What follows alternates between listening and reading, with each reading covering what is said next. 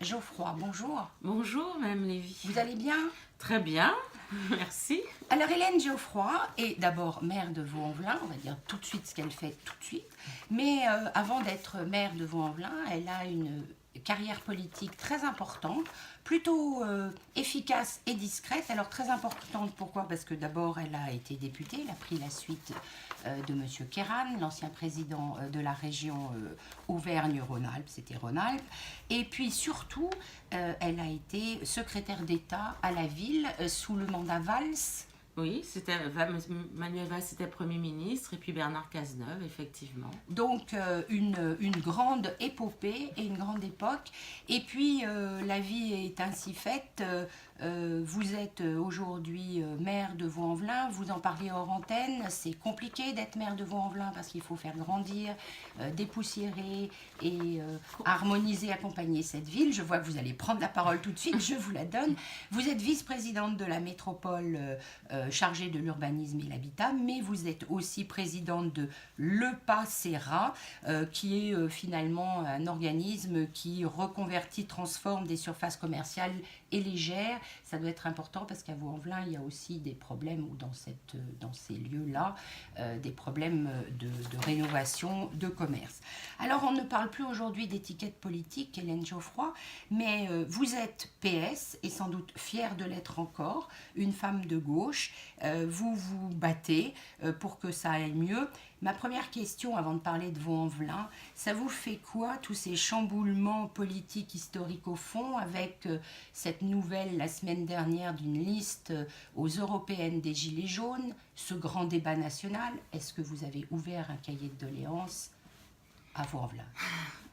D'abord dire que ce n'est pas compliqué d'être maire de Vaux-en-Velin. C'est passionnant et enthousiasmant, mais en revanche, cela demande beaucoup d'énergie parce qu'il faut convaincre encore et toujours nos partenaires de pouvoir apporter le meilleur pour la ville. Et c'est cela qui demande de rester combative et au service des habitants. Et c'est vrai qu'on est dans une période, vous l'avez dit, de bouleversement. Mais vous savez, dans nos quartiers populaires, la demande de débat, de participation des habitants est importante depuis longtemps parce que ce sont les villes qui connaissent des transformations urbaines fortes. La politique de la ville existe depuis 40 ans. Et lorsque je suis devenue maire de Vaux-en-Velin, la question de la démocratie participative était un sujet majeur qui me tient à cœur. Je suis historiquement ségoléniste au Parti socialiste, donc avec celle qui a, depuis 2007, dit qu'il fallait que les citoyens participent à la prise de décision. Et donc, nous avons créé les conseils de quartier, des conseils des seniors, des conseils consultatifs de la vie associative, des conseils représentatifs de parents d'élèves élus, qui permettent un foisonnement dans les solutions à trouver aussi pour améliorer la vie quotidienne. Alors aujourd'hui, moi j'ai choisi d'ouvrir effectivement un cahier de propositions, de solutions pour que les habitants de la ville puissent dire au président de la République, au gouvernement, ce qu'ils attendent de lui, parce que la situation effectivement est préoccupante. Lorsque depuis plusieurs mois des Français manifestent, lorsqu'il y a aussi des violences en marge des manifestations, tout cela nous fait dire qu'il faut trouver une issue. Et c'est important que nous puissions participer au grand débat. Le Parti socialiste d'ailleurs l'a dit officiellement.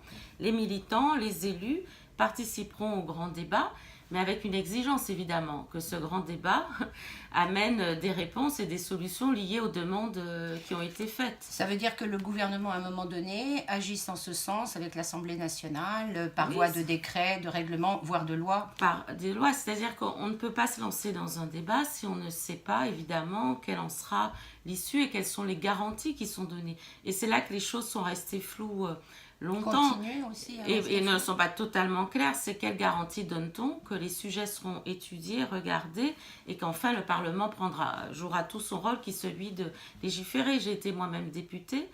La loi est longue à élaborer, mais elle doit être aussi acceptée. Je le vois par exemple sur un sujet local qui est celui des rythmes scolaires sur lesquels nous avions beaucoup travaillé, les socialistes, pour être à la semaine de 4 jours et demi. Lorsque le nouveau gouvernement a ouvert la possibilité de choisir, j'ai fait une concertation des parents d'élèves large, un vote, et ils ont souhaité revenir à 4 jours. Même si les spécialistes nous avaient dit il faut mieux 4 jours et demi. À un moment, les choses, elles doivent être partagées, écoutées, entendues. Voilà. Hélène Geffroy, partagé, écouté, entendu. On a compris que vous aimiez le débat et que vous étiez une ségoliniste fervente, parce que pour vous, c'est une visionnaire au fond de ce qui se passe maintenant. Il faut donner la parole aux citoyens. Mais est-ce qu'il n'y a pas à un moment donné l'idée que le politique doit reprendre la main? Vous avez été élu.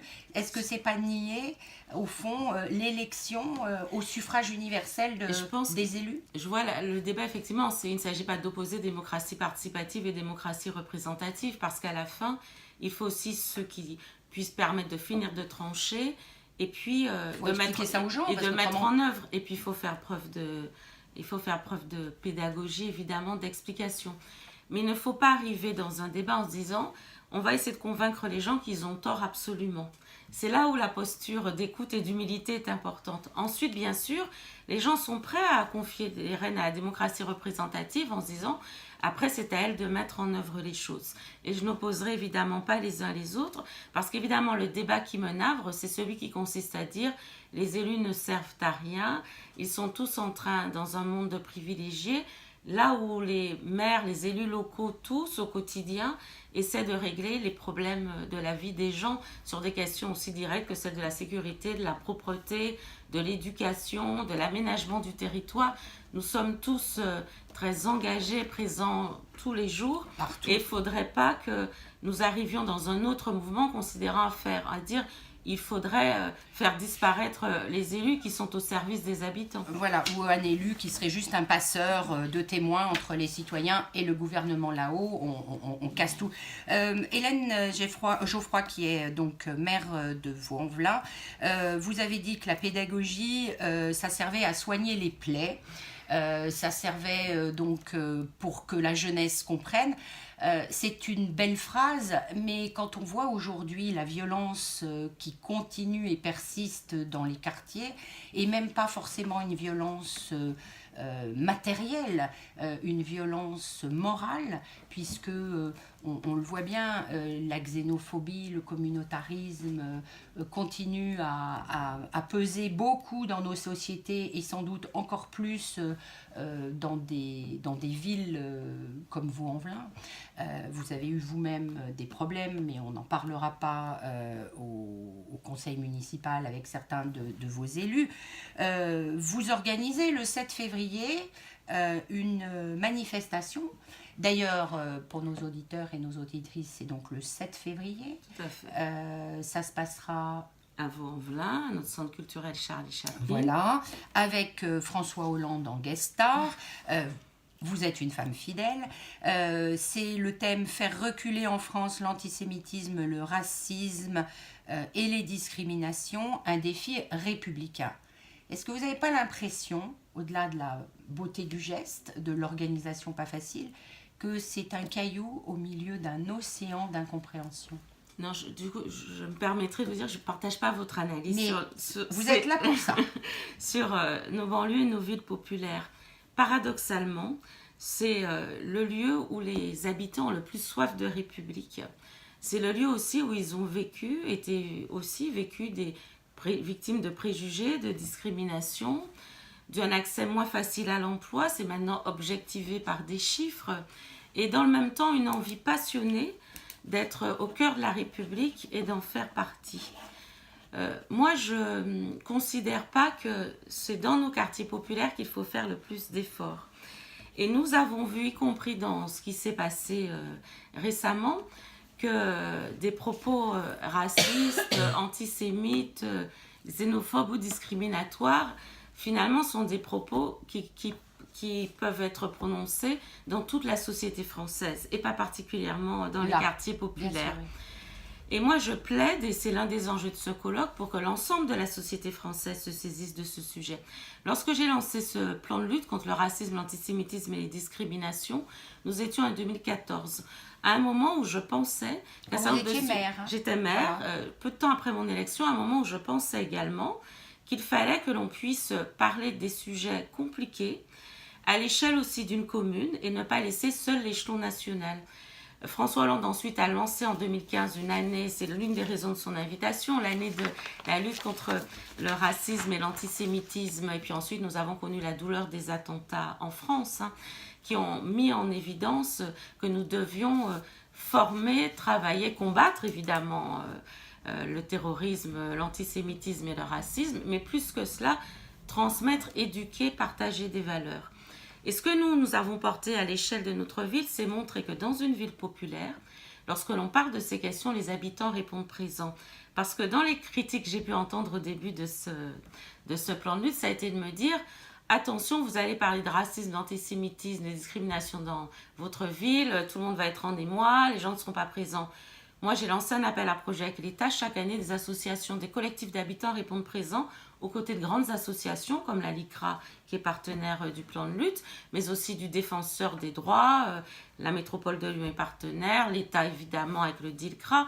Donc, c'était l'idée de se dire, ne laissons pas le sujet uniquement auprès des associations traditionnelles, mais faisons en sorte que les habitants, au fond, et que les habitants s'en saisissent. Et donc, dans les collèges, lycées de Vaux-en-Velin, nous avons eu un travail là-dessus important et sur les questions de mémoire et d'histoire. Nous avons la particularité, comme dans les villes populaires à Vaux-en-Velin, d'être à la confluence de toutes les histoires du monde.